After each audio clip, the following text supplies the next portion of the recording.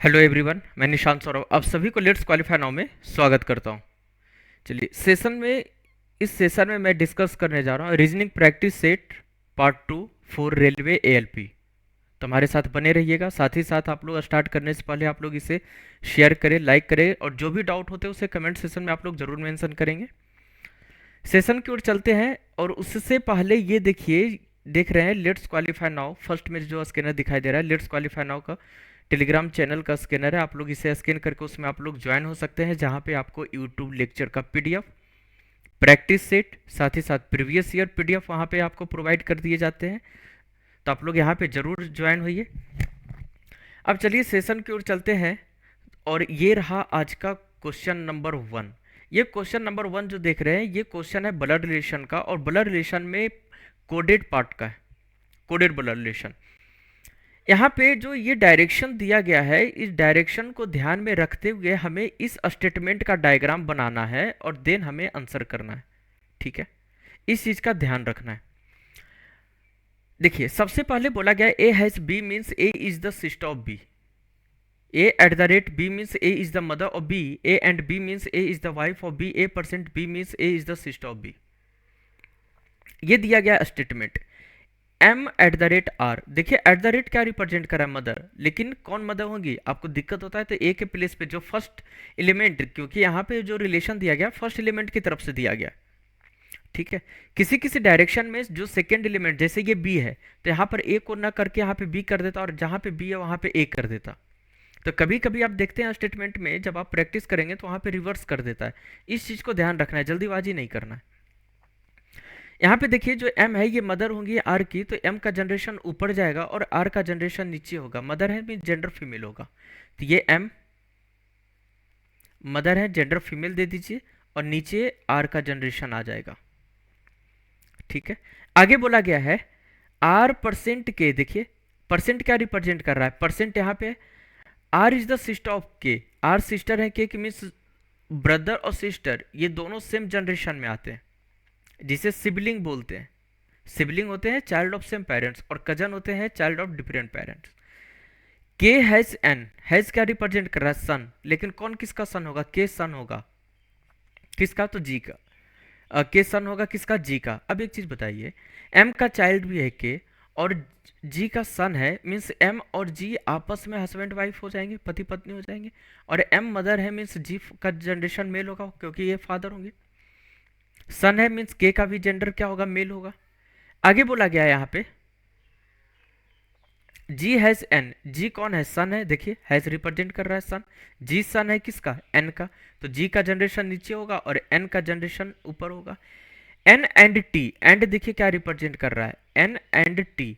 And represent कर रहा है, एन है ये वाइफ होगी किसकी? टी की, तो एन का जेंडर फीमेल होगा और ये टी की वाइफ होगी तो टी का हस्बैंड होगा और जेंडर मेल होगा। ये इसका डायग्राम बनेगा। अब आपसे यहां से पूछा है कि then which of the following statement is not correct. कौन सा सही नहीं है, गलत है? जो गलत है वही हमारा आंसर होगा, इस चीज को ध्यान रखना है। देखिए यहाँ पे बोला गया है कि m is the mother of k। सही है, m तो मदर है k की, मीन्स ऑप्शन नंबर ए हमारा आंसर नहीं होगा। n is the paternal grandmother of k, n paternal grand mother है k की, तो n है ये पैटर्नल। पैटर्नल ध्यान रखिएगा, जो पैटर्नल होते हैं ना, पैटर्नल वर्ड यूज किया जाता है रिलेशन फ्रॉम फादर।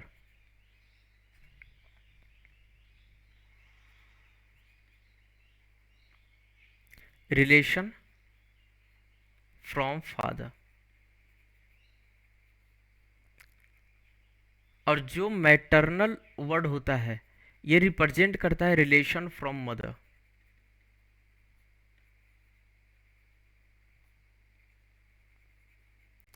इसका ध्यान रखना है। ठीक है, N is the paternal grandmother of K. सही है, के फादर की मदर है तो पैटर्नल, ये भी आंसर नहीं होगा हमारा। R is the daughter of G, R daughter है जी की। सही है। T is the paternal grandfather of M, T paternal grandfather है एम की। नहीं, ये कौन है? डॉटर इन लॉ है M, M daughter in law है ना, और टी कौन हो जाएगा? Father in law. तो ये गलत है स्टेटमेंट, तो हमारा ऑप्शन नंबर डी ही सही होगा। क्वेश्चन नंबर 2, यह है नंबर एनालॉजी का क्वेश्चन, ध्यान रखिएगा। इसमें जो रिलेशन एक साइड अप्लाई होगा वही रिलेशन दूसरे साइड अप्लाई करके रिजल्ट को हमें बताना है। जैसे अब देखिए ये दिया गया है 25 दिया गया है, यहाँ पे 216 है, यहाँ पे 81 है, और यहाँ पे ये क्वेश्चन मार्क है। तो ये जो 5 का 25 है ये 5 का स्क्वायर है, और ये जो 216 है ये 6 का क्यूब है।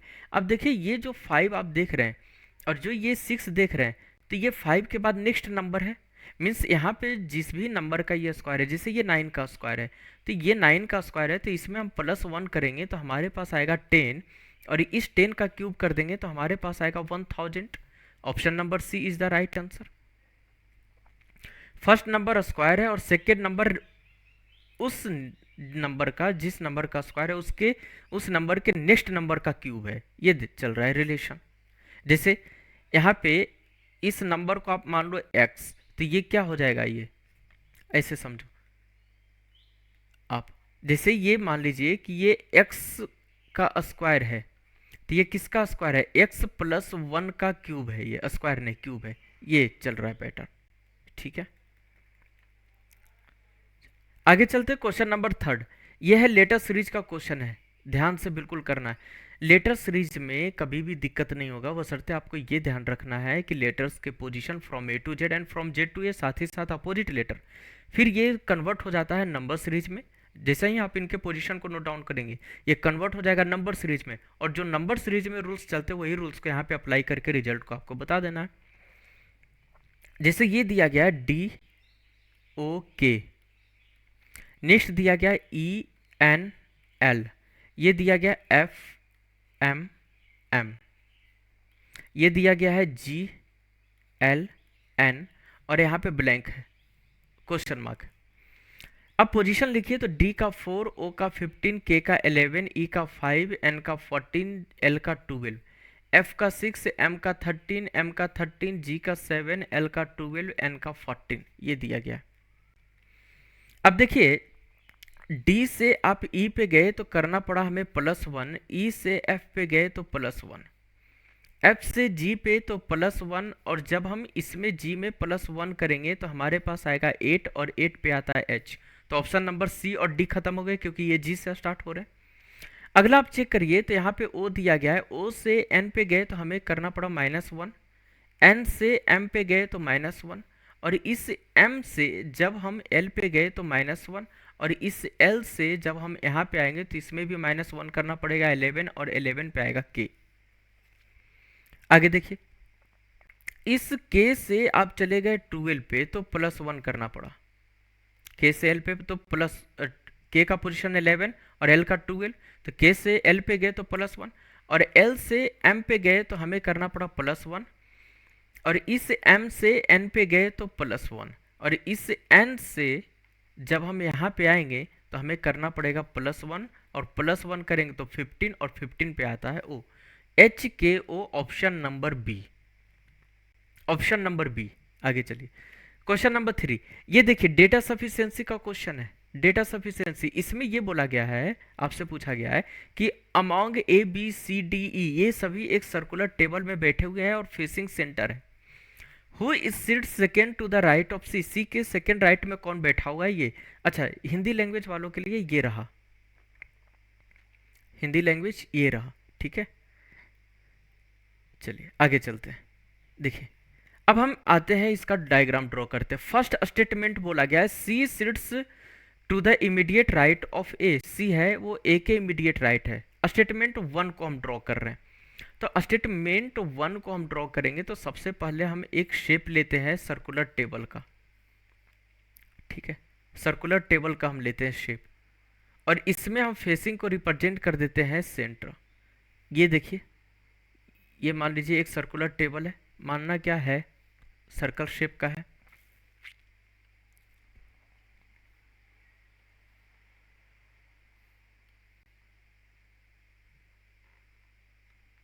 ये हो गया, ठीक है। एक और ले लेते हैं, ये हो गया दूसरा, ये सेकेंड स्टेटमेंट के लिए हो गया, ठीक है। सेकेंड स्टेटमेंट के लिए एक और ले लेते हैं, अगर ये नहीं बना तो फिर दोनों को मिलाकर बनाना पड़ेगा, हो सकता है बाय द वे। तो ये रह गया तीसरा। सबसे पहले हम देखिए स्टेटमेंट वन को हम ड्रॉ करते हैं कि स्टेटमेंट वन बोल क्या रहा है। स्टेटमेंट ये बोल रहा है कि जो ये फर्स्ट स्टेटमेंट है सी के बारे में, ये सी है, ये ए के इमीडिएट राइट है, ए के इमीडिएट राइट है। सबसे पहले टोटल नंबर ऑफ पर्सन है यहाँ पे 5, 5 है। तो सबसे पहले आप क्या कीजिए कि पेयर को तो अपोजिट ड्रॉ कीजिए। तो ये 4 हो गए, कोई एक पर्सन होगा जो यहाँ पे होगा, फेसिंग सेंटर है तो यहाँ पे दे दीजिए। कहीं पे आप इस वाले व्यक्ति को आप कहीं पे भी ड्रॉ कर सकते हैं, ऐसा नहीं है कि यहीं पे करना है, ठीक है। इसमें भी ड्रॉ कर देते हैं, ये हो गया, ये हो गया, और एक ये इसमें चलिए, ये हो गया, ये भी हो गया, और ये हो गया। फेसिंग सेंटर है तो एरो अंदर की ओर रहेगा, एरो रिप्रेजेंट कर रहा है फेसिंग सेंटर और फेसिंग इनसाइड। सी है वो ए के इमीडिएट राइट में है, मान लीजिए कि ए यहाँ पे है तो सी यहाँ पे होगा, ए यहाँ पे है तो सी यहाँ पे होगा। अच्छा, दोनों ने ये डायग्राम है स्टेटमेंट वन का, और ये डायग्राम है स्टेटमेंट टू का, और ये रहेगा स्टेटमेंट वन और plus two. By the way अगर जरूरत पड़ जाए तो, ना पड़े तो कोई बात नहीं। आगे बोला गया only one person sit between A and B, A और बी के बीच में एक पर्सन है, और पॉसिबल ये है कि ए और बी के बीच में एक है, तो एक इधर से, बी यहाँ पे, और ये भी पॉसिबल है कि बी यहाँ पे आ जाए, ये भी तो हो सकता है। क्यों? क्योंकि अच्छा ओनली टू पर्सन है ना, ओनली टू पर्सन है, ओनली टू पर्सन है, केवल दो व्यक्ति है किसके बीच में, बी और ए के बीच में। तो एक और दो, इधर से हम चलेंगे तो एक सी हो गया, एक ये हो गया, तो बी यहाँ पे होगा।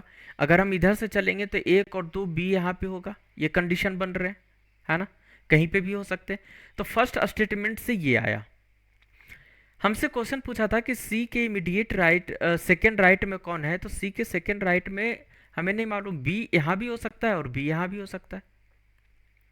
ए और बी के बीच में दो पर्सन हैं, तो एक बार जब हम इसे एंटी क्लॉकवाइज चलेंगे तो एक और दो बी यहाँ पे आएगा, और जब हम क्लॉकवाइज चलेंगे तो एक और दो बी यहाँ पे आएगा। क्लियर है? सेकेंड स्टेटमेंट देखिए, both D and C are immediate neighbour of B. D और सी इमीडिएट नेबर है। ई है, ई के बारे में बोला गया है कि बी के सेकेंड राइट में। तो मान लीजिए कि हम बी को यहाँ पे दिए, ठीक है, और बी के सेकेंड राइट में ई है तो यहाँ पे आ गया। अब ये बोला गया है कि डी और सी दोनों नेबर है किसके, बी के। तो अगर यहाँ पे सी होगा, या फिर मान लीजिए कि यहाँ पे डी होगा तो यहाँ पे सी होगा, और अगर यहाँ पे सी होगा तो यहाँ पे डी होगा, ये पॉसिबल है। तो अकेले अकेले किसी डायग्राम से आंसर नहीं आ रहा है। जब हम दोनों को मिलाते हैं, ए और दो, वन और टू को दोनों को मिलाते हैं, तो यहाँ पे देखिए, मैं कलर चेंज कर लूं, देखिए क्या होगा कि आप यहाँ पे बी को रखिए, सी तो यहाँ पे आ ही गया था और ए यहाँ पे था। अगर फर्स्ट स्टेटमेंट के थ्रू चलेंगे तो फर्स्ट स्टेटमेंट में क्या था कि ए के इमीडिएट राइट में सी है, तो ए यहाँ पे, सी यहाँ पे, ठीक है। अच्छा, दूसरी चीज कि सी के सेकेंड राइट में ई था, सी के नहीं, बी के सेकेंड राइट में, बी के सेकेंड राइट में देखिए ये वाला, बी के सेकेंड राइट में ई है। तो ए और बी के बीच में ए और बी के बीच में नंबर ऑफ पर्सन दो है। अगर हम एंटी क्लॉकवाइज चलते हैं तो बी यहाँ पे आएगा और क्लॉकवाइज में बी यहाँ पे आएगा।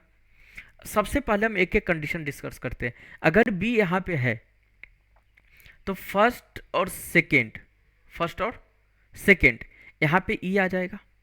अगर मान लीजिए कि बी को हम यहाँ पे देते हैं तो फर्स्ट और सेकेंड यहाँ पे ई पॉसिबल नहीं है, क्योंकि यहाँ पर ई पहले से बैठ चुका, तो ये कंडीशन नहीं होगा, ठीक है, हमारा यही कंडीशन होगा।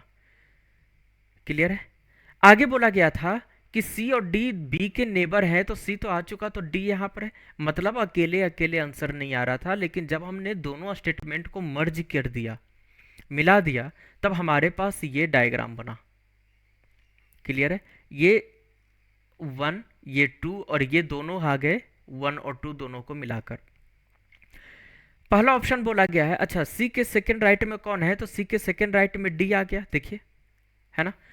तो if the data in statement one Elon is sufficient, अगर डेटा अकेला पर्याप्त है आंसर देने के लिए, तो अकेला तो पर्याप्त नहीं है, तो ए नहीं होगा। If the data in statement two alone is sufficient, ये भी नहीं होगा। If the data either in statement one alone or in statement two alone are sufficient, ये भी नहीं होगा, सी भी गलत है। If the data in both statement one and two together are necessary to answer the questions, बिल्कुल सही option number D, क्योंकि यही दोनों डेटा को मिलाकर आंसर आया है, तो यहाँ पे क्या होगा, ऑप्शन नंबर डी होगा। आगे चलिए क्वेश्चन नंबर 5 की ओर चलते हैं। ये तो हिंदी लैंग्वेज के लिए था। ये रहा अगला क्वेश्चन, देखिए कोडिंग डिकोडिंग का क्वेश्चन है। कोडिंग डिकोडिंग, तो कोडिंग डिकोडिंग में भी आपको लेटर्स के पोजीशन साथ ही साथ अपोजिट लेटर मालूम होना चाहिए। अब देखिए ये पार्क का कोड दिया गया, PARK का कोड दिया गया है 3749, ये दिया गया है 3749, ये दिया गया है, ठीक है। अब देखिए आपसे यहाँ पे एक और दिया गया है, रेस का कोड दिया गया है 4762, ये दिया गया है, और आपसे पूछा है केयर का कोड। अब देखिए क्या पोजीशन चल रहे हैं, नहीं, पी का 16, पी का पोजीशन क्या होता है 16, अगर डिजिट का हम सम भी करेंगे तो हमारे पास आएगा 7, ए का पोजीशन होता है 1, ऐसा कुछ भी नहीं दिया गया है, लेटर्स के पोजीशन वगैरह नहीं, मतलब यहाँ पे फिक्स कोडिंग चल रहा है, फिक्स कोडिंग, ठीक है। जैसे देखिए ये पी है, ARK पार्क, ठीक है, यहाँ पे दिया गया है 3749, तो P का कोड हो जाएगा 3, A का कोड 7, R का कोड 4 और K का 9, और यहाँ पे दिया गया रेस का,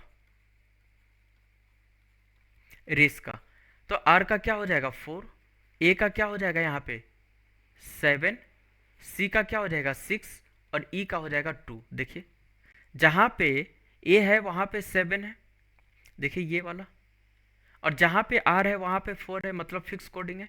और आपसे किसका पूछा था, केयर का, निकाल दीजिए केयर का कोड। केयर का जब अपन कोड निकालेंगे तो C का क्या रिप्रेजेंट कर रहा है 6, तो C का 6 होगा। A का क्या रिप्रेजेंट कर रहा है 7, R का क्या रिप्रेजेंट कर रहा है 4 और E का रिप्रेजेंट कर रहा है 2।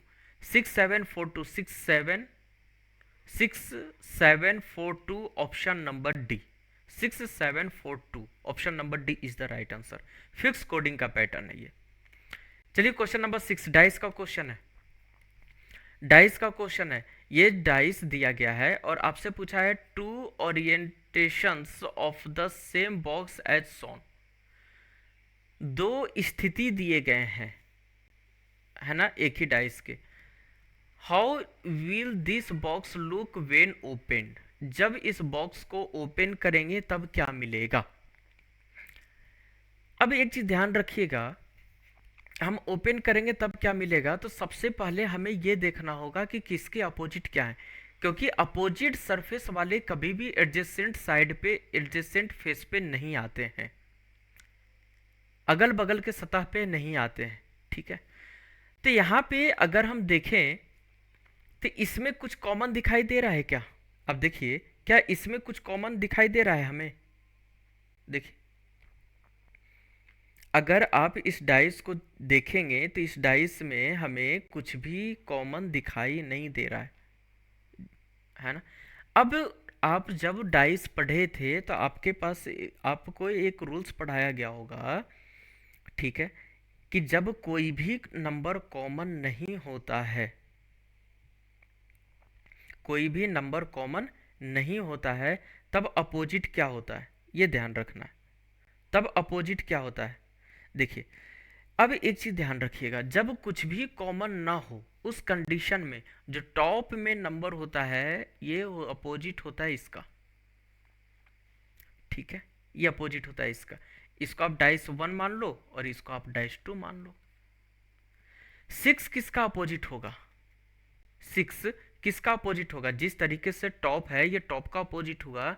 6 लेफ्ट में है, 4 राइट में, 3 लेफ्ट में है, 8 राइट में, तो यहाँ पे ये जो 6 है ना ये अपोजिट आ जाएगा किसका, तो इस 8 का अपोजिट, और ये 4 अपोजिट होगा किसका, तो 3 का। 7 का अपोजिट होगा 5 और इस 6 का अपोजिट होगा 4 और इस 4 सॉरी 6 का अपोजिट होगा 8, 4 नहीं 8 और इस 4 का अपोजिट होगा 3। मीन्स ये जो 7 और 5 ये दोनों एडजेसेंट फेस पे नहीं आएगा, अगल बगल वाले फेस पे नहीं आएगा। 6 8 भी नहीं आएगा अगल बगल वाले फेस पे, और 4 और 3 भी अगल बगल वाले फेस पे नहीं आएगा। ठीक है, अब देखिए इस टाइप के जब आप डायग्राम देखे हैं, ये जब ओपन डाइस आप पढ़े हैं तो 1 2 3 4 हो गए, और यहाँ पे एक ब्रांच है और एक यहाँ पे ये। तो ध्यान रखिएगा ये वाला है ना, ये इसका अपोजिट होता है। ये वाला जो होता है शेप ये इसका अपोजिट होगा, और ये वाला होता है ये इसका अपोजिट होगा। क्लियर है? तो 3 का अपोजिट होता है 4, तो 4 इसका यहाँ पे आना चाहिए, लेकिन यहाँ पे क्या आ गया 5 आ गया, तो ये नहीं बनेगा, ये गलत हो गया। देखिए 3 का 4 यहाँ पर तो ठीक है, 5 का 7 है तो ये 7 यहाँ पे आना चाहिए था, लेकिन यहाँ पे 8 दिया है तो बी भी नहीं होगा। क्लियर है? 3 का है 4 ठीक है, 7 का है 5 ये भी ठीक है, और 6 का 8 है ये भी ठीक है। मतलब हमारा राइट होगा option number C. Option number C is the right answer. इसमें आप चेक करेंगे तो 3 का 4 आना चाहिए, लेकिन 7 है तो ये भी नहीं होगा। आगे चलिए क्वेश्चन नंबर 7, इसमें एम्बेडेड फिगर का है। आपसे पूछा है कि ये जो शेप दिया गया है ये किस में प्रेजेंट है, ये आपसे पूछा है किस में प्रेजेंट है, आपसे ये पूछा है। जल्दी से इसका आंसर आप लोग करेंगे। तो अगर ध्यान से आप लोग देखिएगा तो इसमें हमें कोई भी ऐसा दिख नहीं रहा है कि इसमें हो सके आंसर इसका, इस वाले डायग्राम में। अगर हम इसमें देखें तो ये चलिए इसको ले लेते ये, लेकिन ये आगे आना चाहिए तो ए नहीं होगा, सी में तो बन ही नहीं पाएगा, सी में नहीं बन पाएगा, और डी में भी नहीं बन पाएगा, और बनेगा किस में, बी में बनेगा। देखिए कहाँ से आप आ जाइए इस पे, ये जो आ रहा है ना ये आ जाएगा आपका, आगे बढ़ जाएगा ये डायग्राम। ठीक है, ये आगे बढ़ जाएगा, ये यहाँ पे आएगा, और ये आगे बढ़ के इसमें मिल जाएगा, और ये यहाँ पे आ जाएगा। ये नहीं नहीं नहीं नहीं नहीं, यहाँ से नहीं, आ जाइए यहाँ से आप। अगर हम इसको देखें यहाँ से, इसको यहाँ पे ले लीजिए, ये शेप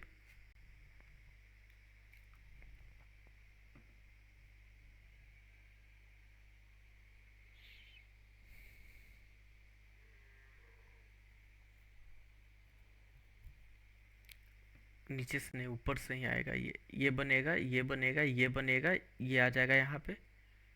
ठीक है, ये नीचे की ओर आ जाएगा, ये शेप आपको यहाँ पे मिल जाएगा, ये यहाँ पे ये इस तरीके से आएगा।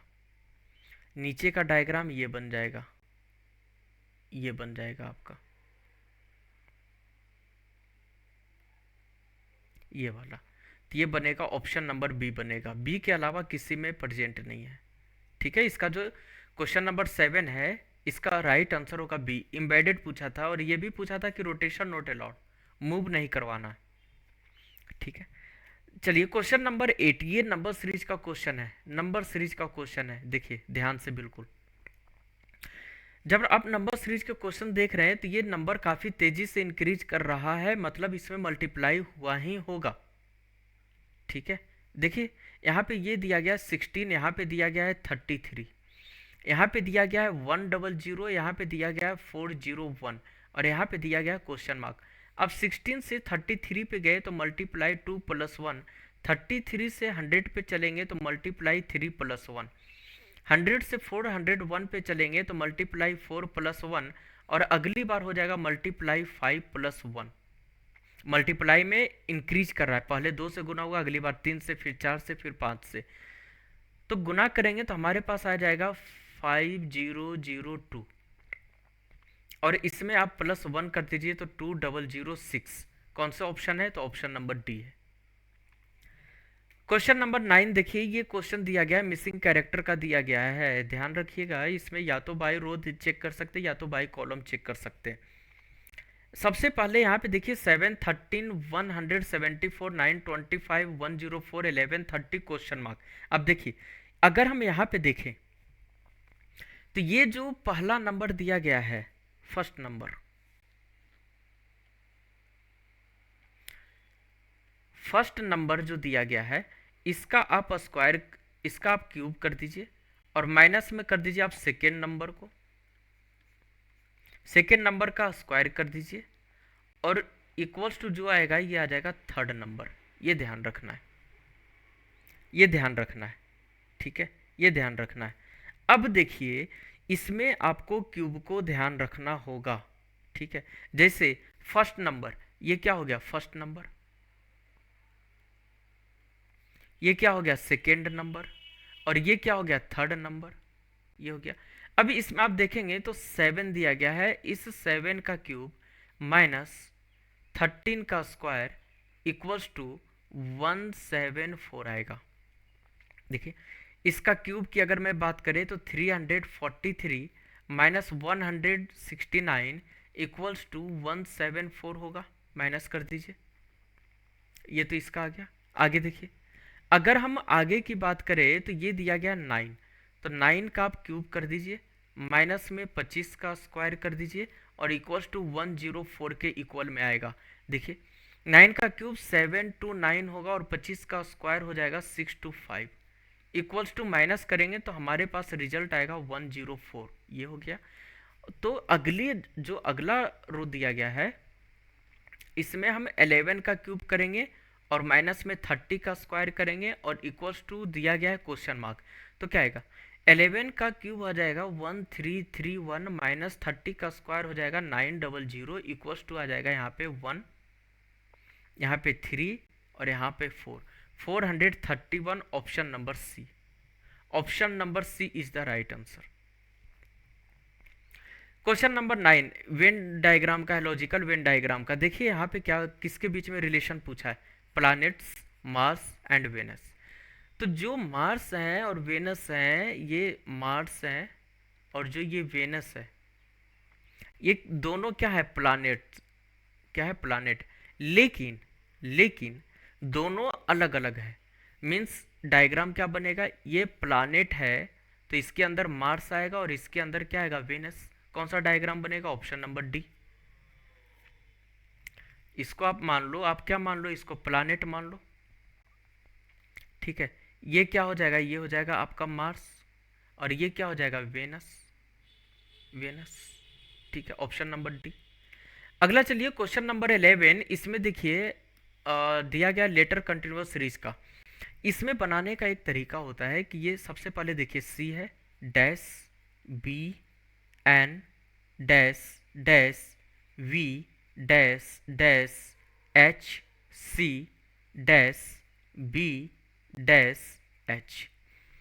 जो ये दिए गए हैं ना, तो सबसे पहले आपको ये ध्यान रखना है कि टोटल नंबर ऑफ लेटर, साथ ही साथ total number of blank spaces जो भी दिए गए इसे टोटल काउंट कर लीजिए। तो कितने हैं 1 2 3 4 5 6 7 8 9 10 11 12 13 14 15, 15 दिया गया है। जब 15 दिया गया है तो इसको हम क्या करते हैं 5 5 इक्वल पार्ट में बांटते हैं। तो 1 2 3 4 5, 1 2 3 4 5 और 1 2 3 4 5 हो गए।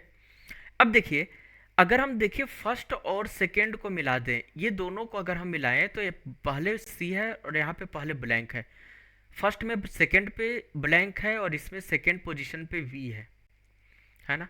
वी के बाद यहाँ पे ब्लैंक है और यहाँ पे बी है, यहाँ पे एन है, यहाँ पे ब्लैंक है, क्लियर है, और लास्ट में एच है, लास्ट में ब्लैंक है।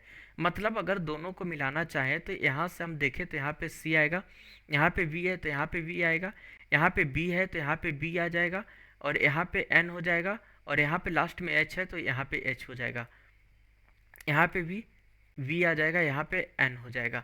जो हमारा राइट आंसर बनेगा ये बनेगा V H C B N V N, V H C V H C V H C B N V N, option number A बनेगा।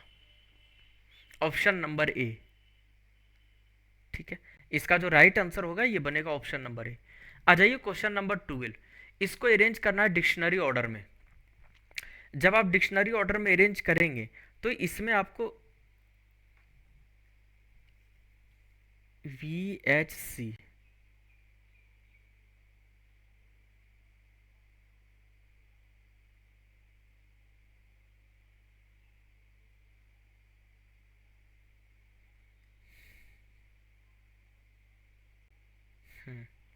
ठीक है,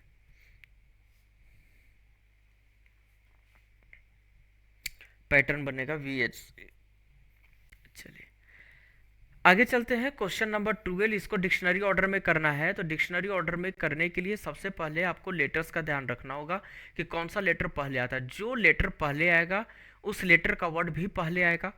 अब देखिए तो M सभी में सेम है, तो फर्स्ट लेटर से हम पता नहीं कर पाएंगे कि कौन सा वर्ड पहले आएगा। ठीक है, पहला क्या, आप देखिए पहला 3 लेटर सेम है, MAL, MAL, MAL यहाँ भी है, और MAL यहाँ भी है, और MAL यहाँ भी है। इसके नेक्स्ट लेटर को आप चेक कीजिए। नेक्स्ट लेटर यहाँ पे I है, यहाँ पे भी I है, यहाँ पे L है, यहाँ पे F है, यहाँ पे W है। देखिए क्या क्या दिया गया है, इस चीज़ को ध्यान से समझिएगा।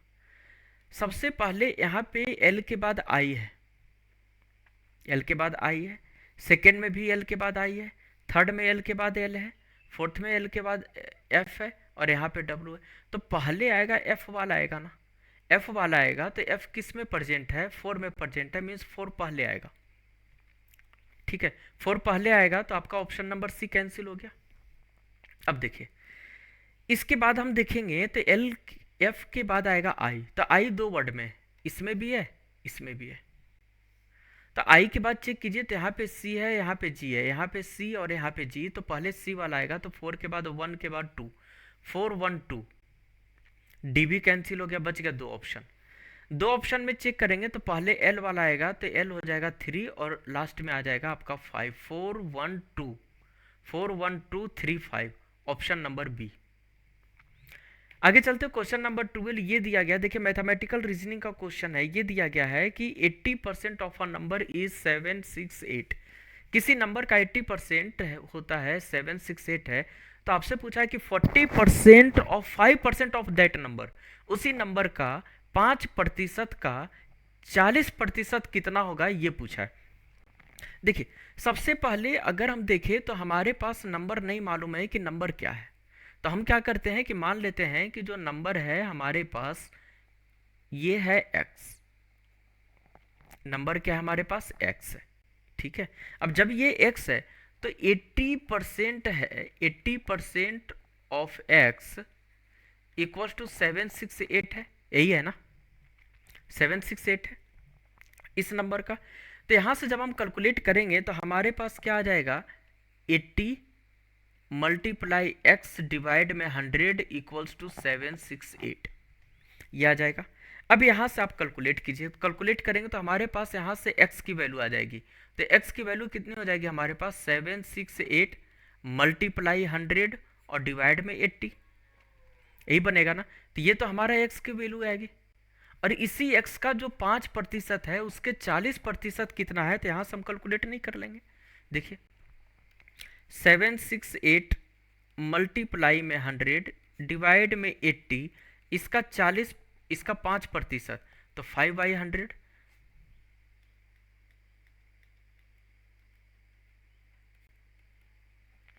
और इसका 40%, तो 40/100 ये बन जाएगा।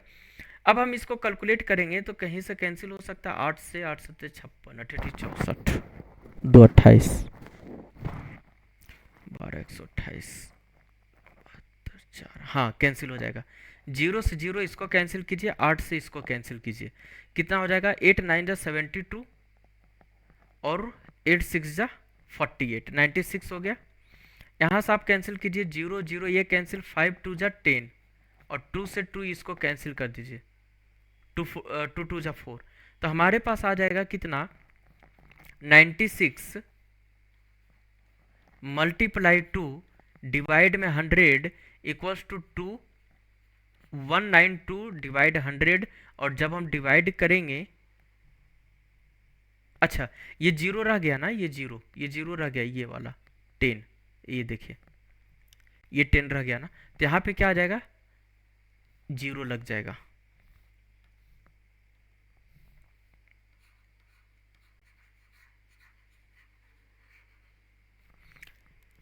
इसको ऐसे लिखिए, 996 मल्टीप्लाई 10, ये वाला ये बच गया 10 मल्टीप्लाई 2 और डिवाइड में आपका आ जाएगा 100। तो कैंसिल करेंगे तो जीरो जीरो कैंसिल हो गया आपका, तो ये हो जाएगा 192 डिवाइड में 10 equals to 19.2 is the right answer, option number D. ठीक है, आ जाइए क्वेश्चन नंबर 14, ये है सिलॉक्स का क्वेश्चन है, इसका डायग्राम आपको बिल्कुल आना चाहिए। पहला स्टेटमेंट बोल रहा है सम वेदर आर रेन, कुछ वेदर रेन है, तो कुछ वेदर रेन है तो ये क्या हो जाएगा, वेदर, और यहाँ पे हम ड्रॉ कर देते हैं रेन, ये diagram. Some summers are weather, कुछ समर क्या है, वेदर है, तो यहाँ पे हम ड्रॉ कर देते हैं, थोड़ा सा और डायग्राम इधर ले ले।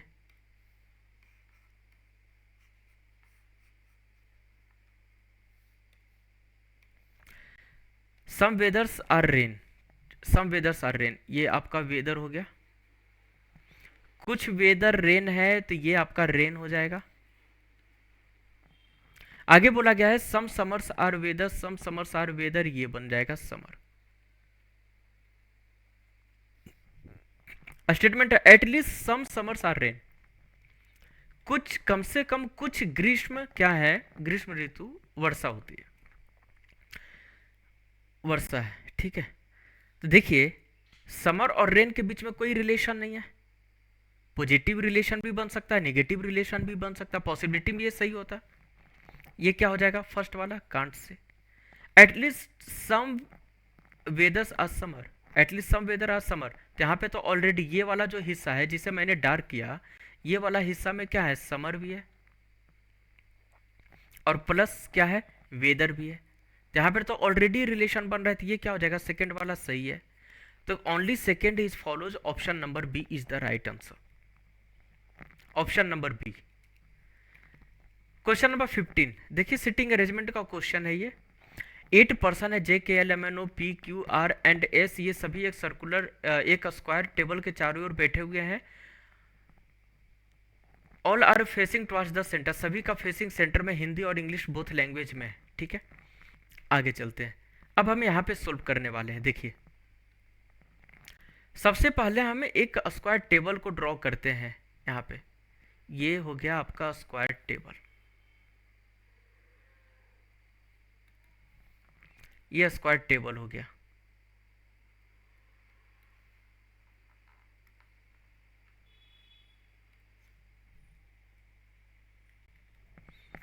एक पॉसिबिलिटी हम यहाँ पे ले लेते हैं, ज़रूरत पड़ेगा तब इसका यूज किया जाएगा।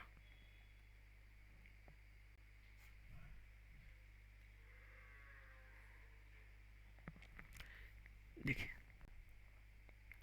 यहाँ पे क्या बोला गया है कि L sits middle side, L middle side में, सबसे पहले 8 पर्सन है, फेसिंग सेंटर ड्रॉ कर देते हैं, 1 2 3 4 5 6,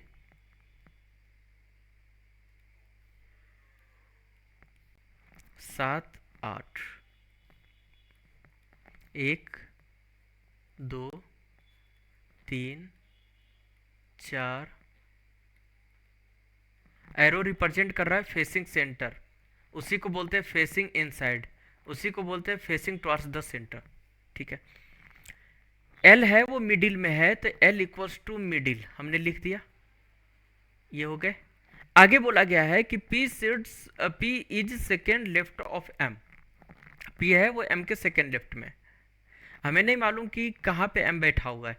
एक काम करते हैं कि एक बार हम m को मान लेते हैं साइड पे, तो p यहाँ पे आएगा, और एक बार कॉर्नर पे मानते हैं तो p यहाँ पे आएगा। ठीक है, आगे बोला गया है कि q is exact right of k and is sitting middle of the side, Q है ना वो के एग्जैक्ट राइट में है, और ये किस में बैठा हुआ है, ये मिडिल में बैठा हुआ है। ये हो गया इन्फॉर्मेशन। नेक्स्ट बोला गया P doesn't sit with L, P है वो एल के साथ नहीं है, मतलब है कि एल तो मिडिल में है ना, मिडिल में है तो इस वाले में तो पॉसिबल नहीं है, फर्स्ट वाला डायग्राम में। लेकिन इसमें एल यहाँ भी आ सकता था, लेकिन ये बोल दिया गया है कि जो पी है वो एल के साथ नहीं है, मतलब एल यहाँ पे नहीं आएगा। आगे चलिए, M sits exact right of J, M है वो जे के इमीडिएट राइट में, तो जे को हम यहाँ पे दे देते हैं और इसमें जे को हम यहाँ पे दे देते हैं। Two friends are sitting between M and S, M और एस के बीच में दो है, तो एक और दो, एस यहाँ पे भी आ सकता है, और एक और दो, एक काम करते हैं हम इसको साइड में लिख देते हैं कि एम और एस के बीच में दो है, एम यहाँ पे तो एस, एक दो यहाँ पे एस तो यहाँ पे एम, साइड में हमने नोट कर दिया। नेक्स्ट यहाँ पे बोला गया है कि R sit second to the left of J, J के सेकेंड लेफ्ट में आर है, तो एक और दो यहाँ पे आर हो जाएगा, और यहाँ पे एक और दो यहाँ पे आर हो जाएगा, ये काम बन गए। नेक्स्ट बोला गया है कि S exact left of L, L के ठीक लेफ्ट में है, एल के ठीक लेफ्ट में कौन बैठा है, एस बैठा है, तो यहाँ पे हम एस होगा।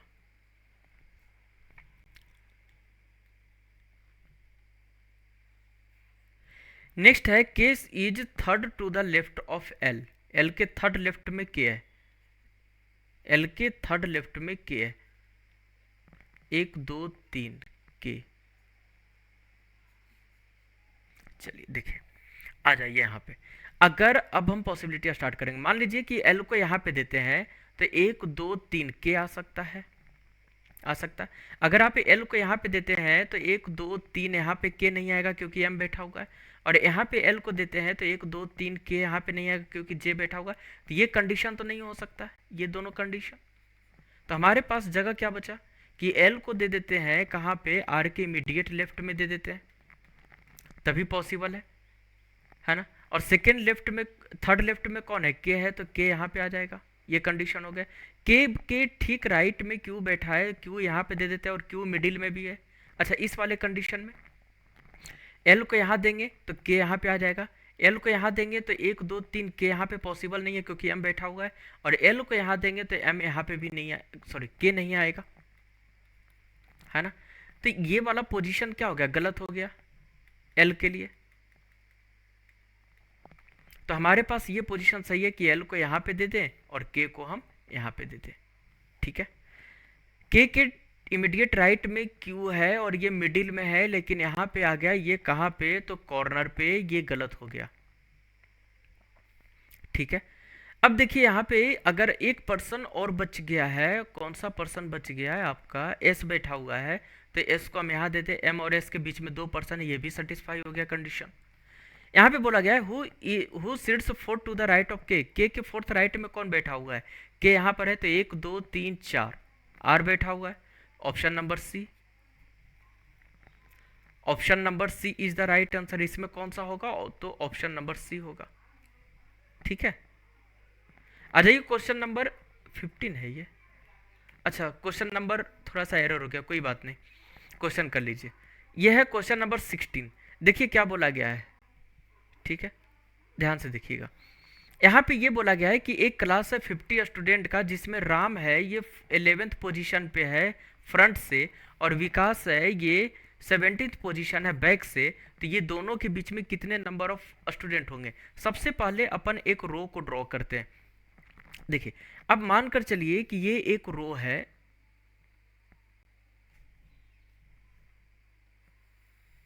ये एक रो है, और ये हो गया आपका, कुछ भी मान लीजिए, इसको बैक या फ्रंट मान लीजिए, मैंने मान लिया इसे बैक, या फ्रंट ही ले लीजिए, कोई दिक्कत नहीं है, फ्रंट, और इसको हमने मान लिया बैक। देखिए इसमें टोटल दिया गया है कि टोटल जो है वो टोटल 50 है, कितने हैं, 50 है टोटल। तो ये जो 50 दिया गया है ये टोटल दिया गया है, टोटल इक्वल्स टू 50, ये दिया गया है इंफॉर्मेशन। और ये बोला गया है कि राम है वो 11th पोजीशन पे है फ्रंट से, तो यहाँ पे मान लेते हैं कि राम है, और ये 11th पोजीशन पे है फ्रंट से, और विकास का पोजीशन 17th है बैक से। तो ये क्या हो जाएगा, विकास कितना है, ये 17 है। इस तरीके से ही क्यों ड्रॉ मैंने किया, ये भी तो डायग्राम बन सकता था। ये डायग्राम है, ये टोटल क्या है 50 है, टोटल 50 है। तो ये भी तो पॉसिबल था कि चलिए ये कौन हो गया, राम हो गया 11, और बैक से कौन हो गया, ये विकास हो गया 17। ये मैंने क्यों नहीं बनाया, ये केस बनता है ओवरलैपिंग के कंडीशन में, ओवरलैपिंग के कंडीशन में, समझ में आई बात, ओवरलैपिंग के कंडीशन में बनता है ये। ओवरलैपिंग कब होता है, जब पोजीशन को sum of positions, sum of positions ये ग्रेटर आ जाए किससे, टोटल से, तब ये कंडीशन बनता है। और ये कंडीशन होता है नॉन ओवरलैपिंग, जिसको आप बोलते हो क्या, विदाउट ओवरलैपिंग, विदाउट ओवरलैपिंग, तब ये कंडीशन बनता है। और ये कब होता है, जो सम ऑफ पोजीशंस होते हैं, sum of positions of two different persons ये लेस आ जाए टोटल से, तब ये कंडीशन बनता है। समझ में आई बात, तो इसका ध्यान रखना है। जैसे यहाँ पर दो अलग अलग व्यक्ति का पोजीशन दिया गया है ना, देखिए राम का 11 दिया गया है, ठीक है, और विकास का 17 दिया गया, दोनों को जोड़िए तो 28, 28 क्या है, 28 क्या है, 28 छोटा है 50 से, टोटल से, तब ये कंडीशन बन गया फर्स्ट वाला। समझ में आई बात। अब देखिए यहां से पूछा है आपसे मिडिल पर्सन कि ये दोनों के बीच में टोटल नंबर ऑफ स्टूडेंट्स हैं कितने, ये पूछा है। इस कंडीशन में आपको क्या करना है कि दोनों व्यक्ति के पोजीशन को जोड़ दीजिए और जितना आएगा उसे टोटल से आप माइनस कर दीजिए, आपका आंसर आ जाएगा। अब पूछेंगे ऐसा क्यों होता है, ऐसा इसलिए होता है क्योंकि क्योंकि जब आप इस व्यक्ति का पोजीशन लेंगे फ्रंट से, तो इसके फ्रंट में जितना व्यक्ति है वो भी काउंट हो जाएगा, साथ में ये भी काउंट हो गया, राम भी। और जब हम विकास का पोजीशन लेंगे तो विकास तो आएगा ही आएगा, और इसके लेफ्ट में जितना पर्सन है ये भी आ जाएगा, और दोनों को हम जोड़ देंगे टोटल निकालने के लिए, है ना। टोटल निकालने के लिए क्या लिखेंगे, विकास पोजीशन, पोजीशन, और प्लस किसका लिखेंगे, राम्स पोजीशन।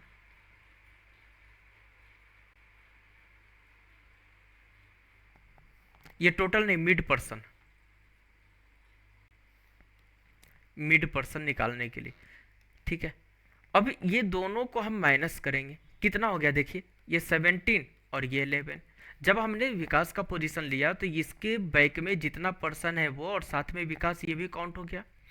और जब हमने राम का पोजीशन लिया तो इसके फ्रंट में जितना पर्सन है और साथ में राम ये भी काउंट हो गया, ठीक है। तो ये कितने आ गया, 28। अब यहां से हम निकालेंगे मिड पर्सन। तो मिड पर्सन निकालने के लिए हम क्या करेंगे, टोटल से माइनस करेंगे सम को। क्यों करते हैं, जब माइनस करेंगे तो हमारे पास जो रिजल्ट आएगा यही तो बचेगा, 50 माइनस 28, 50 माइनस 28 इक्वल्स टू 22। तो ये हमारा रिजल्ट कितना आ गया, 22। ये दोनों के बीच में 22 बच्चे हैं, 22 छात्र हैं, ऑप्शन नंबर ए। आ जाइए क्वेश्चन नंबर, नेक्स्ट क्वेश्चन देखिए। यहाँ पे एक चाइल्ड है, और child is in search of his father, अपने पिता को खोजते हुए उसने 90 मीटर चला ईस्ट में, इसके बाद राइट टर्न लिया और 20 मीटर चलता है, फिर से राइट टर्न लिया और अंकल्स के हाउस पे पहुंचता है, विच इज 30 मीटर अवे, जो कि 30 मीटर आगे, राइट टर्न लेने पर 30 मीटर आगे अंकल का हाउस है। His father was not there, वहां पे उसके पिता नहीं थे, और वहां से 10 मीटर चलता है नॉर्थ में, और यहाँ पे अपने किससे मिलता है, पिता से मिलता है। तो बताइए इनिशियल प्लेस और जहाँ पे उसके फादर मिले कितनी डिस्टेंस है, हिंदी लैंग्वेज में भी दिया गया है, ठीक है। आते हैं यहाँ पे, देखिए हम कहीं पे भी एक स्टार्टिंग पॉइंट लेते हैं,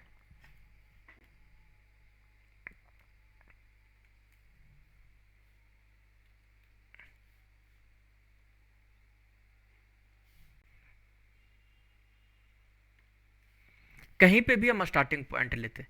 मान लीजिए कि हमने यहां से स्टार्ट किया, ये इस पॉइंट को हमने मान लिया इनिशियल, इनिशियल शुरुआती बिंदु। यहां से इसने पूर्व दिशा में 90 मीटर की दूरी कवर की, तो इसको मैंने मान लिया, चलो ये हो गए भाई साहब 90 मीटर। 90 मीटर देखिए दिया गया 90 मीटर टुवर्ड्स ईस्ट। यहां से इसने राइट टर्न लिया और 20 मीटर चलता है, तो ईस्ट का राइट आ जाएगा साउथ, और इसको मैंने मान लिया 20 मीटर। यहां से इसने फिर से क्या किया, राइट टर्न लिया और अंकल के हाउस के पास चल गया, पहुंच गया, और 30 मीटर की दूरी। तो साउथ का राइट होता है वेस्ट, और 30 मीटर, इसको मैंने मान लिया 30 मीटर। ये वाली डिस्टेंस को मैंने मान लिया 30 मीटर। यहां से इसने देखा कि अच्छा ये पॉइंट, हाँ ये पॉइंट है इसके अंकल के,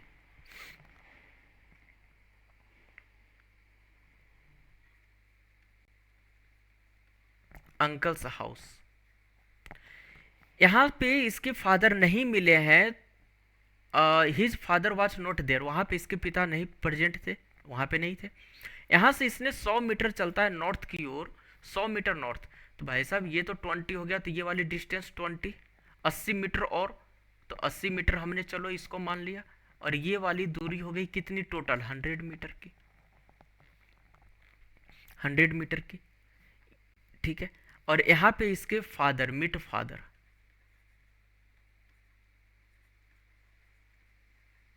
आपसे पूछा है इनिशियल पॉइंट, पूछा है इनिशियल बिंदु पूछा है। तो एक चीज देखिए, ये वाला पॉइंट को ये वाला को मिलाएंगे तो पाइथागोरस यूज होगा, होगा। यहाँ से लेकर यहाँ तक 30 है, ये वाला टोटल 90 है, तो क्या हम ये वाली डिस्टेंस को नहीं निकाल सकते हैं, ये वाली? तो 90 माइनस 30 कर दे तो ये दूरी निकल कर आ जाएगी, कितनी डिस्टेंस, 60 मीटर। मतलब यहाँ से लेकर यहाँ तक 60 मीटर है। और ये वाला आपका 20 है, ये वाला, तो ये भी तो आपका 20 मीटर होगा, ये वाला डिस्टेंस 20 मीटर टोटल, है ना। 100 कहाँ से, यहाँ से लेकर ये वाली, यहाँ से लेकर यहाँ तक 100 मीटर है, ठीक है। तो ये वाली दूरी निकालने के लिए हम क्या करेंगे, ये दूरी निकालने के लिए 100 माइनस 20 कर देंगे तो 80 मीटर आ जाएगा, ये आएगा नहीं आएगा? तो यहाँ से पाइथागोरस, यहाँ से 60 हो गया ये, और यहाँ से 80 हो गया। अब लगा दीजिए, यहाँ से पाइथागोरस लगाएंगे तो कितना हो जाएगा, 60 का स्क्वायर, और प्लस ये हो जाएगा 80 का स्क्वायर, दोनों का स्क्वायर करके रूट कर दीजिए सम करके, तो ये कितना हो जाएगा 3600, और प्लस 6400, इसका रूट कर दीजिए, सभी को जोड़ देंगे तो 00, 6 4 10, 6 3 9 1 10। अगर आपको दिक्कत होता है तो इसको ऐसे कर लीजिए, 100 मल्टीप्लाई 100, तो भी ये वैल्यू आ जाएगी। अब इसको तोड़िएगा तो ये बनकर निकल जाएगा 10 गुना 10 बराबर 100 metre. Option number B, option number B is the right answer. आगे चलिए अगले क्वेश्चंस की ओर। यहां पे बोला गया है कि वर्ड एनोलॉजी का है, वायरोलॉजी, वायरस, सेमिनेटिक्स।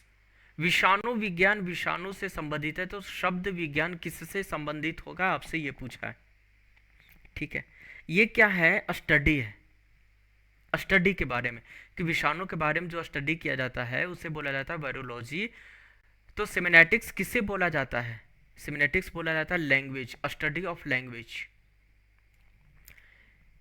इसमें देखिए ये जो दिए गए हैं ये सीरीज, यहाँ पे हैज की जगह पे सिंबल को रिप्रेजेंट करना है, और ये 4 ऑप्शंस दिए गए हैं, और चारों ऑप्शंस में से कौन से ऑप्शंस को पुट किया जाए कि ये जो वैल्यू दिया गया है ये वैल्यू बिल्कुल एग्जैक्ट आ जाए, ठीक है। देखिए कैसे, जैसे यहाँ पे दिया गया है 27, पहला ऑप्शन पुट कर रहे हैं तो पहला हो जाएगा, यहाँ पे है 27 के बाद तो ये प्लस हो जाएगा, ठीक है। इसके बाद 15 के बाद यहाँ पे डिवाइड आएगा, इसके बाद 2 है और यहाँ पे ब्रैकेट है, फिर यहाँ पे आ जाएगा क्या, यहाँ पे आ जाएगा आपका इक्वल्स टू, और यहाँ पे आ जाएगा 10, और यहाँ पे आ जाएगा माइनस, और ये हो जाएगा 4। हमने पहले पुट किया ऑप्शन नंबर ए को, और इसमें आपको अप्लाई करना होगा बोर्ड मास। अगर बोर्ड मास अप्लाई नहीं करेंगे तो ये गलत हो जाएगा। अब देखिए यहाँ पे अगर हम कैलकुलेट करेंगे, ये ऑड नंबर है, ये इवन नंबर है, क्या ऑड नंबर इवन नंबर से डिवाइड हो पाएगा? नहीं। अगर डिवाइड भी हो जाता है तो ये डेसिमल में आएगा, और यहाँ पे नंबर जो हम माइनस करेंगे ये डेसिमल में नहीं आएगा, तो इसलिए हमारा ऑप्शन नंबर ए पॉसिबल नहीं है। ऑप्शन नंबर बी को हम चेक करते हैं, तो ये तो हमने ए को चेक कर लिया, बी को चेक कीजिए। 27 minus 15 equals to 2 bracket 4 minus, अच्छा प्लस को छोड़ दिया ना, 15 के बाद आ जाएगा plus bracket equals to 10 divide 4, यही बनेगा। प्लस में 2 है ना, हाँ यहाँ पे 2 आएगा। अब चलिए ये तो मान लेते हैं कि ये कैलकुलेट होकर आ जाएगा, क्या ये एग्जैक्ट डिवाइड हो पाएगा? नहीं हो पाएगा, ये डेसिमल में आएगा, और यहाँ पे हम कैलकुलेट करेंगे तो नंबर डेसिमल में नहीं आएगा, एग्जैक्ट नंबर आएगा, तो बी भी पॉसिबल नहीं है। आ जाइए सी नंबर पे। 27 plus 15 divide 2 equals to, divide 2, हाँ इक्वल्स टू, प्लस हो गया, प्लस के बाद माइनस है ना, प्लस के बाद माइनस है, -2 ब्रैकेट, यहाँ पे आ जाएगा डिवाइड, यहाँ पे आ जाएगा 10, यहाँ पे इक्वल्स टू, और ये हो जाएगा 4।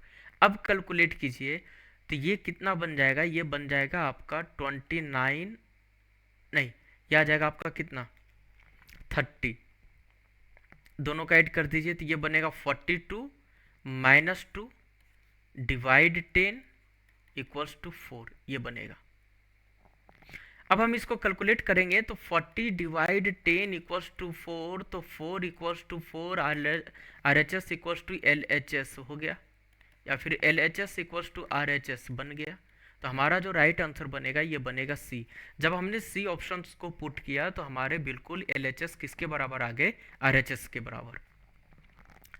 आगे चलते हैं, क्वेश्चन नंबर 19, ये है वेन डायग्राम का क्वेश्चन है। इसमें ध्यान रखना है कि जो ट्रायंगल है, ये ट्रायंगल रिप्रेजेंट कर रहा है क्या?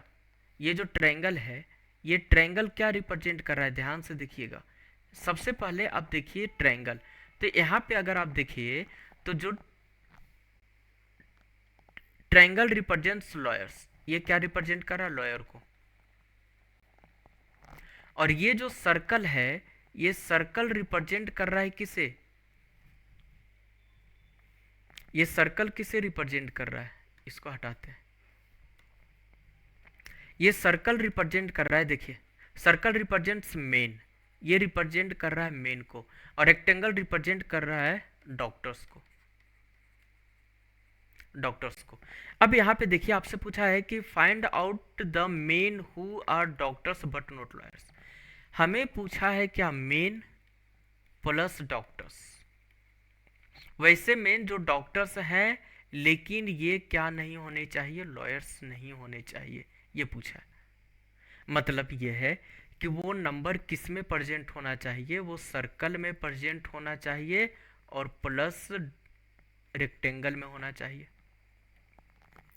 ठीक है, तो आप देखिए अगर हम ये ई की बात करें तो ये वो नंबर है जिसमें मेन भी आ गए, मेन भी आ गए और प्लस डॉक्टर भी आ गए। अब कोई बोलेंगे जी, तो भाई साहब ये जो जी है ना, ये तो आपका मेन है ही है, साथ में ये डॉक्टर भी है, और साथ में ये क्या है? लॉयर भी है। तो ये पॉसिबल नहीं है, राइट आंसर होगा ऑप्शन नंबर ए। आगे चलते, क्वेश्चन नंबर 20, इसका पूछा है वाटर इमेज। वाटर इमेज, तो वाटर इमेज में ये ध्यान रखना है कि जब भी आप वाटर इमेज पढ़ते हैं तो ये ऑब्जेक्ट है, ऑब्जेक्ट, और ये क्या हो जाएगा? इमेज बनेगा। तो वाटर इमेज में आपको ये ध्यान रखना है कि जो टॉप में होता है ये बन जाता है बॉटम, ठीक है, और जो बॉटम में होगा ये चला जाएगा टॉप में, और जो लेफ्ट में होगा ये रहेगा लेफ्ट में ही, और जो राइट में होगा ये रहेगा राइट में ही, ठीक है, ये होगा। अब इसी का हम यूज करेंगे, मतलब कि ये जो डार्क वाला हिस्सा है, जो बिल्कुल डार्क है ये वाला, ये तो टॉप में चला जाएगा और टॉप में रहेगा लेफ्ट साइड में, ये तो राइट साइड में आ गया, ऑप्शन नंबर ए नहीं होगा। ये बॉटम में आ गया, ये भी पॉसिबल नहीं है। ये राइट में आ गया टॉप में, ये भी नहीं है। बचा कौन सा हमारा, ऑप्शन नंबर सी, ये वाला। आगे चलिए क्वेश्चन नंबर 21, ये है 3:15 पर, जब घड़ी 3:15 होगा तो इसका इमेज क्या बनेगा, मिरर इमेज। ठीक है, तो आपको ध्यान रखना है कि क्लॉक टाइम, क्लॉक टाइम और प्लस जो मिरर टाइम होता है, मतलब जो मिरर इमेज होता है इसका, ये दोनों का सम होता है 12 या फिर 11:60। 60 मिनट को निकाल दिए तो ये कन्वर्ट हो गया 12 से, जब हमने 60 मिनट को निकाल दिया तो 60 मिनट बराबर 1 घंटे। तो यहाँ से 12 क्या हो गया, -1 11। या फिर अगर कभी नंबर 12 से ज़्यादा दे दे तो ये 24 से माइनस कीजिए या फिर 23:60 से, इसी का यूज करेंगे। Seen in the image of the clock in the mirror. अच्छा, तो राइट टाइम क्या होगा, मतलब ये मिरर टाइम दिया है 3:15 और आपसे पूछा है clock time, clock time equals to 11:60। अब यहाँ से हम क्लॉक टाइम जब निकालेंगे तो क्लॉक टाइम हम इसमें माइनस कर देंगे 11:60 और -3:15। ठीक है, कितना आ जाएगा, ये तो बन जाएगा आपका 45 और ये बन जाएगा आपका 8:45। ऑप्शन नंबर ए, ये ध्यान रखना है। बिल्कुल प्रत्येक क्वेश्चन मैं कॉन्सेप्ट के द्वारा ही चल रहा हूँ ताकि आपको दिक्कत ना हो। ये रहा क्वेश्चन नंबर 22। ये बोला गया है कि fifth of the month falls on the third day after Sunday. किसी भी महीने का जो 5वां दिन है ये संडे के 3 दिन बाद आता है। तो what will be the day on the 15th of the month, 15 तारीख को कौन सा दिन होगा। देखिए, सबसे पहले आप क्या कीजिएगा, यहाँ पे जो 15th ऑफ द मंथ दिया गया है ना, 5th ऑफ द मंथ, जैसे ये क्या है 1 2 3 4 5, ये समझाने के लिए मैं कर रहा हूँ, इतना नहीं करना है। ठीक है, ये जो दिन है ये संडे के 3 दिन बाद, संडे के 3 दिन बाद आ रहा है आफ्टर संडे, कितना 3।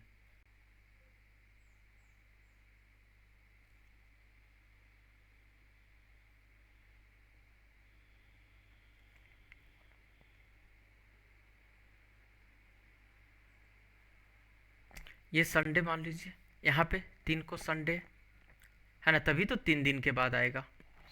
अब ये 15 तारीख आ गया। अब देखिए 15, इस दिन कौन सा संडे, मंडे, ये ट्यूसडे बनेगा, ट्यूसडे बनेगा। 6 7 8 9 10 11 12 13 14 15, ये आ गए। अब यहाँ पे देखिए, सबसे पहले आप ये देखिए कि 1 2 3 4 5 6 7 8 9 10, टोटल कितने हैं 10। डिवाइड कीजिए 7 से, रिमाइंडर कितना बन गया आपका, रिमाइंडर 3 बना। और संडे 3 बन गया तो ये ट्यूसडे आया था ना, 5 को तो ट्यूसडे है ना, 5 को तो ट्यूसडे, तो ट्यूसडे प्लस हम 3 कर देंगे तो ट्यूसडे +3। तो ट्यूसडे जब +3 करेंगे तो हमारे पास आंसर क्या बनेगा इसका, ट्यूसडे +3, तो ये क्या आ जाएगा आपका, Wednesday, Thursday, Friday,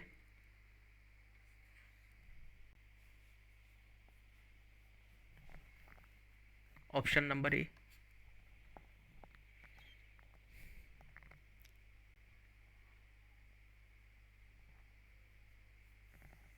option number ए। दूसरा तरीका ये था कि जितना यहाँ पे डेज दिया जाए इससे एक कम कर दीजिए, जैसे 5th डे दिया गया ना, 5th डे, और इसमें -1 कर दीजिए, कितना आएगा 4, 4 आएगा, और प्लस इसमें 1 कर दीजिए और इसको जोड़ दीजिए किस में, संडे में, संडे में ये कितना आ गया 5, और संडे +5 इक्वल्स टू फ्राइडे, ये आ जाएगा। ये भी तरीका लगा सकते थे। ये फिफ्थ डे कौन सा, ये वाला, ये वाला, और इसमें -1 कर दीजिए, कितना आ गया 4, इसमें +1 करके फिर क्या कर दीजिए आप, इस तरीके से भी निकाल सकते थे, या फिर इसको इस तरीके से भी निकाल सकते थे। आगे चलते हैं अगले क्वेश्चंस की ओर। इसका मिरर इमेज पूछा है। मिरर को राइट साइड में शिफ्ट किया गया। जब मिरर राइट साइड में हो तो ऑब्जेक्ट का राइट वाला हिस्सा लेफ्ट में आ जाएगा और लेफ्ट वाला राइट में आ जाएगा। मतलब ये जो डी है, ये डी यहाँ पे आएगा, डी यहाँ पे आएगा, ई बनेगा, ये जब ये बनेगा तो वी तो एज अ टीच हो जाएगा, एल यहाँ पे आएगा, ओ यहाँ पे आ जाएगा और एस ये बनेगा।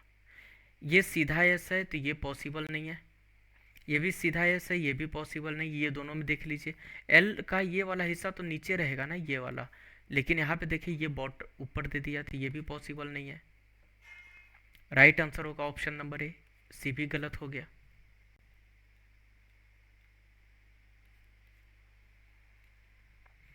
नेक्स्ट क्वेश्चन की ओर चलते हैं। 24 इसमें पूछा है कितने, इसमें कितने त्रिभुज है।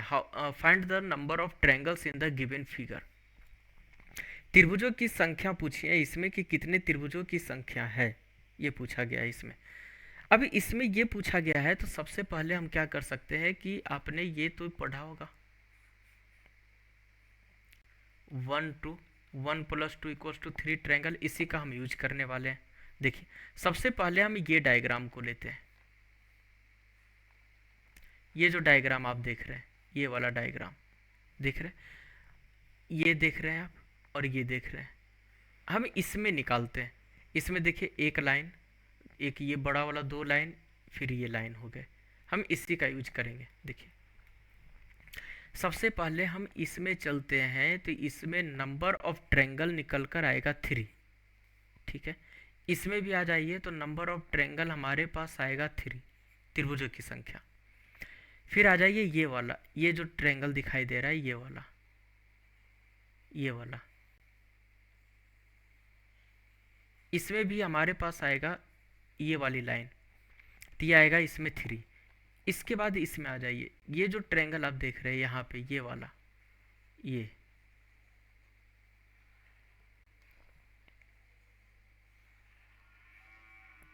ये वाला, और ये लाइन, ये लाइन, इसमें नंबर ऑफ ट्रायंगल आएगा 3।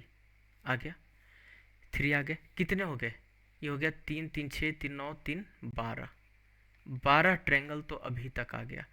इसके बाद देखिए ये छोटा वाला ट्रायंगल दिखाई दे रहा है, 1 2 3 और ये हो गए 4, +4 कर दीजिए, नंबर ऑफ ट्रायंगल 16। आगे चलिए, आगे हम चले तो इससे बड़ा वाला जो ट्रायंगल दिखाई दे रहा है, बड़ा वाला ट्रायंगल कौन सा, देखिए थोड़ा सा मैं मोटा कर दूँ इनको को।